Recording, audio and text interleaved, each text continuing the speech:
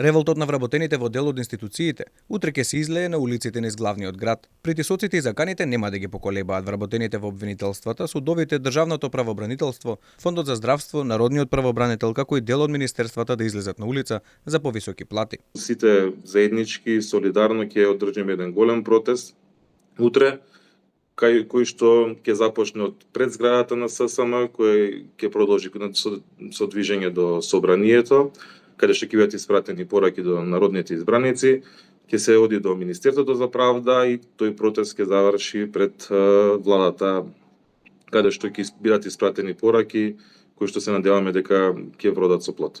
Синдикатите велат дека се крајно навредени од неодамнешната изјава на вице-премиерот Битики, кој рече дека ќе има повисоки плати ако има поквалитетни услуги во здравството, иако во судовите предметите не чекаат со години.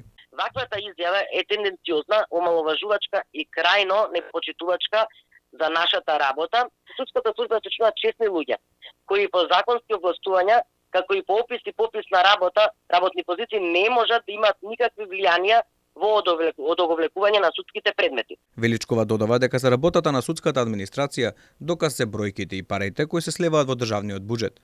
Синдикалците бараат извинување од Бетики. Изјавата која што ја даде вице-премиерот Бетики е срамна за еден вице-премиер кој што сака оние со најниски примања да ги скара едни со други. За поголеми плати утре ќе протестира и независниот синдикат на здравствени работници пред Министерството за здравство, а на протест наредниот петок за подостоинствени примања ќе излезат и пензионерите.